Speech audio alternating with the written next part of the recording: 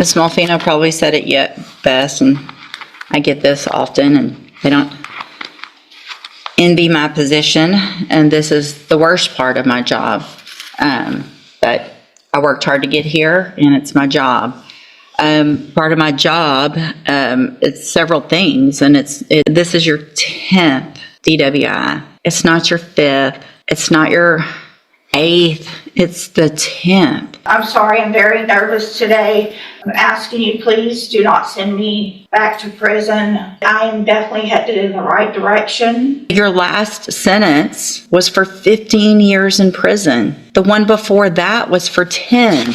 Another 10 year back in 09. I mean, this goes back to the 90s. The fact is, we're just lucky that you haven't killed someone in our community. I just can't do it. I'm going to sentence you to a term of, ma'am, are you Catherine Welch? Yes, Your Honor. And Ms. Welch is here with her attorney, Mr. Gertz. State's attorney is present. Ms. Welch was previously in court, entered a plea of guilty to driving while intoxicated third or more, as well as a prior offense, which made it a second-degree felony offense. There was no agreement with regard to punishment. I have received the pre-sentence report, and has everyone had an opportunity to review that report? Okay, is everyone ready to proceed with sentencing then? Yes, Judge. Yes. All right, then, argument.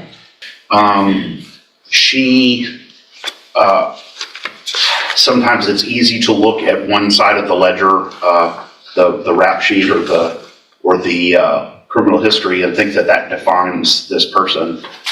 What I have been fortunate enough to do is to really dig down and get to understand her as a human, and see that all the progress she's made, all the effort she's made, and see what she's done well and all the problems that she's been addressing well. She's obviously very anxious about this day, but we've been looking forward to this day as well to be able to present that. And I want to go down and on the bottom of page 2 address what I was talking about in the CSI. So that I'm not saying that this wasn't the words that came out of her mouth, but when she was asked by one of the examiners in the probation report, she felt she needed treatment. She said she didn't feel like she needed treatment. She wasn't opposed either. I want to clarify what we mean by that. And I say this here, but what she would say, I think, is she did 90 days of detox rehab related treatment, has continued aftercare, has continued mental health care. But in terms of going to a program that is specifically targeted at people who are currently using or currently intoxicated, I think she thought that wasn't the direction that would be ideal. She will do whatever you want her to do, but I wanted to explain what that comment means. Additionally, we've been in contact with her current parole officer. They are willing to keep her on parole instead of revoking her, depending on what the court does here. And so that was encouraging as well. I think we had the same kinds of conversations with them about her recovery and about her efforts. And so I think that was an encouraging sign from them. And then finally, Judge, you see, we didn't want to focus too much on support from the community because, again, this isn't just a run-of-the-mill case. This is a different focus. But she is married. She has a family. She recognizes the impact that all of this has had on her family and her relationships, the strain it has put on her husband, both financially and also emotionally. And she accepts responsibility for that. Anything else? Would you like to say something, Judge? Your Honor, I just want to say that the past was fueled by drugs and alcohol. I take complete responsibility for that.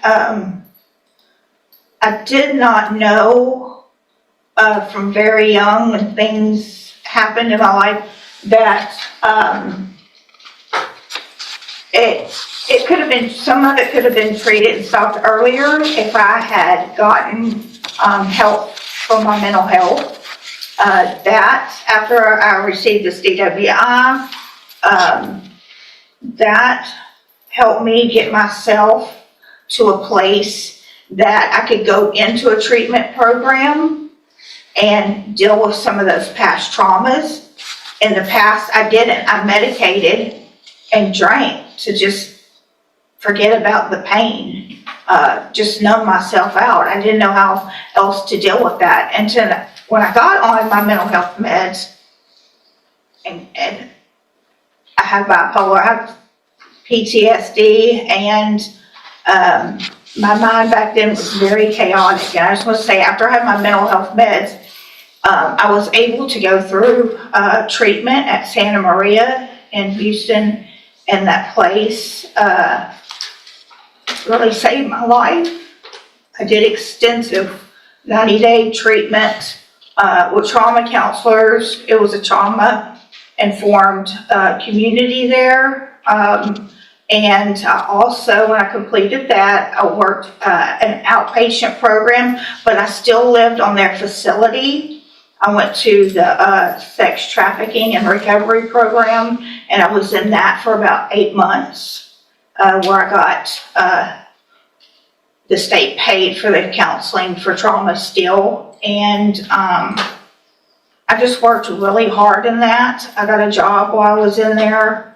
And then once that program was over, I moved to a sober living facility in Oxford House in Spring, and I worked there until I felt like I was strong enough to come home and do what I needed to do. And I was in the complete program for right out of here. And I'm sorry, I'm very nervous today, and I know that my past record is, like Ryan said, atrocious. At this point, it's becoming clear that representing yourself in court is a lot harder than it looks. The judge is giving Ms. Leslie every opportunity to protect her rights, but he also makes one thing very clear. Legal arguments only work when they're backed by proper procedure. Confidence alone won't win a courtroom battle. You know, the things that I had to deal with within myself from when I was a little girl, those are things that you don't go to prison, even in their programs there, that you don't talk about. It's just, you just don't. And I'm asking you, please do not send me back to prison. I want to move forward. I have moved forward in my life, and this year that I've been in jail has given me more time to think and know that I am definitely headed in the right direction. I have a sponsor. I attend AA at home. I had moved on with my life as far as I could with my sobriety. I mean, I knew this charge was out there. And I think I made some really good choices with my Mid-County AA friends. They've helped me a lot, and I am open to anything. I will abide by all the rules and do anything that's asked of me. And I think, I know now that I'm responsible and capable of taking care of my business and my life. Thank you. So, Ms. Welch, Ms. Malfino probably said it yet best, and I get this often, and they don't envy my position, and this is the worst part of my job. But I worked hard to get here, and it's my job. Part of my job, it's several things, and it's to look at, obviously defendants and giving chances and things like that, but it also is about making our community safe. And I have to look back, this is your 10th DWI. It's not your 5th. It's not your 8th. It's the 10th. And while I understand the trauma that you went through, that you've been to safe P 3 times, You've been given opportunities on probation where they were revoked. You've had opportunities while you were on parole to do what you have done now. And while I appreciate what you've done, and I think that's great, and my goal isn't to, to stop any improvement, but I can't, in my opinion, in good faith, go home tonight, look myself in the mirror and say I gave somebody on their 10th DWI, that your last sentence was for 15 years in prison. The one before that was for 10. The one before that, you've gone to another 10 year, back in 09. I mean, this goes back to the 90s. You got a 10-year sentence in 2011. While you're on parole for that one, you get another one, so they give you 15 years, and you get out and you're on parole and you do it again. The fact is, we're just lucky that you haven't killed someone in our community 9 times over, being given opportunities. I just can't do it. I'm going to find that you entered your plea of guilty freely and voluntarily. I'm going to find and your plea of true to the prior offense. I'm going to find sufficient evidence to find you guilty, and at this time find you guilty of driving while intoxicated. I'm going to sentence you to a term of 18 years in the institutional division of the Texas Department of Corrections. You will receive credit on that sentence for any time that you've been in custody that the law gives you the right to receive.